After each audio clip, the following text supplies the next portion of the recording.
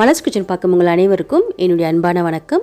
இன்றைக்கி வந்து வெஜ் குருமா எப்படி செய்கிறது அப்படின்னு தான் பார்க்க போகிறோம். இது வந்து சப்பாத்தி, பூரி, நான், பரோட்டா இது எல்லாத்துக்கும் சூப்பரான சைட் டிஷ். ஸோ வாங்க இந்த வீடியோவில் போய்ட்டு வெஜ் குருமா எப்படி செய்யுதுன்னு பார்க்கலாம். இது செய்கிறதுக்கு முதல்ல தேவையான காய்கறி எல்லாமே பார்த்துடலாம். நான் வந்து பீன்ஸ் அரை கப் எடுத்திருக்கேன். அதே மாதிரி கேரட் அரை கப், பச்சை பட்டாணி வந்து ஒரு 4 டேபிள் ஸ்பூன் இருக்கும். அப்புறம் கடைசியாக வந்து உருளைக்கிழங்கு அரை கப். இதில் வந்து நான் காலிஃப்ளவர் சேர்க்கல, நீங்கள் வந்து காலிஃப்ளவரும் சேர்த்து செய்யலாம், நல்லாயிருக்கும். ஸோ இப்போ வந்து குருமா பண்ண ஆரம்பிச்சிடலாம். கடாயில் 3 டேபிள் ஸ்பூன் அளவுக்கு எண்ணெய் சேர்த்து எண்ணெய் நல்லா சூடாகட்டும். எண்ணெய் இப்போ நல்லா சூடாகிடுச்சு. இதில் வந்து ஒரு பிரிஞ்சலை, 2 சின்ன துண்டு பட்டை, 4 லவங்கம், அப்புறம் வந்து 1 டீஸ்பூன் சோம்பு, இது எல்லாத்தையும் சேர்த்துட்டு மிக்ஸ் பண்ணி விட்டுருவோம். இது எல்லாமே நல்லா பொரிஞ்சு வாசனை வந்ததும் இதில் வந்து கட் பண்ணி வச்சுருக்க 2 பெரிய வெங்காயம், இது வந்து பொடி பொடியாக கட் பண்ணி வச்சுருக்கேன், இதை சேர்த்துக்கலாம். வெங்காயத்தை வந்து நல்லா பச்சை வாசனை போயிட்டு நல்லா கண்ணாடி பதம் வர்ற வரைக்கும் இதை வந்து நல்லா வதக்கிக்கலாம். ஸோ வெங்காயம் பாருங்கள், இப்போ நல்லா கண்ணாடி பதம் வந்து சூப்பராக வதங்கிடுச்சு. வெங்காயம் நல்லா வதங்கின பின்னாடி இதில் வந்து 2 டேபிள் ஸ்பூன் அளவுக்கு இஞ்சி பூண்டு விழுந்து சேர்க்குறேன். இதோடைய பச்சை வாசனை போகிற வரைக்கும் இதை வந்து நல்லா வதக்கிக்கலாம். நல்லா இப்போ வதங்கி பச்சை வாசனைலாம் போயிடுச்சு. இப்போ இதில் கொஞ்சமாக கருவேப்பிலை இலைகள், அதுக்கப்புறமா நம்ம கட் பண்ணி வச்சுருக்க காய்கறி எல்லாமே, பீன்ஸ், கேரட், அப்புறம் உருளைக்கிழங்கு, அதுக்கப்புறமா பச்சை பட்டாணி இதெல்லாம் சேர்த்துட்டு இதுக்கு தேவையான அளவு உப்பையும் சேர்த்துட்டு இதை வந்து ஒரு 2-3 நிமிஷம் மிதமான தீயிலே வச்சு எல்லாத்தையும் நல்லா வதக்கிக்கலாம். காய்கறி எல்லாத்தையும் நல்லா வதக்கிக்கலாம். இது வதக்கிக்கிட்டு இருக்க சமயத்தில் நம்ம வந்து தேங்காய் அரைச்சிக்கலாம்.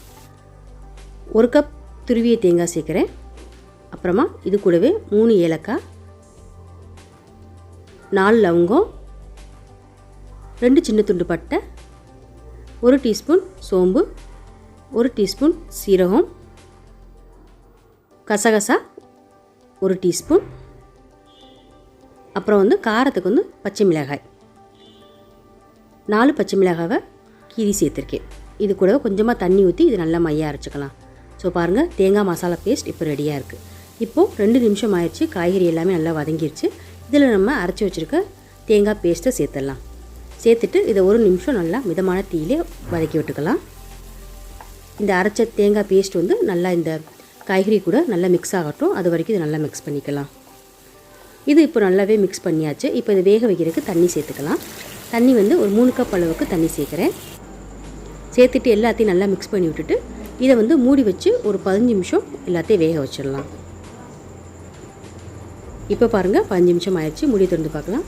ஸோ பாருங்கள், சூப்பராக வெஜ் குருமா ரெடி ஆயிடுச்சு. காய்கறி எல்லாமே வந்து சூப்பராக சாஃப்டாக வெந்துருச்சு. இவ்வளோதாங்க, ரொம்ப சூப்பரான வெஜ் குருமா ரெடி ஆயிடுச்சு. நான் வந்து இன்றைக்கி வெஜ் குருமா கடாயில் பண்ணியிருக்கேன், அதனால் 15 நிமிஷம் வேக வச்சுருக்கேன். இதுவே வந்து நீங்கள் குக்கரில் பண்ணுறதா இருந்தால் 2 விசில் விட்டு ஸ்டவ் ஆஃப் பண்ணிடுங்க.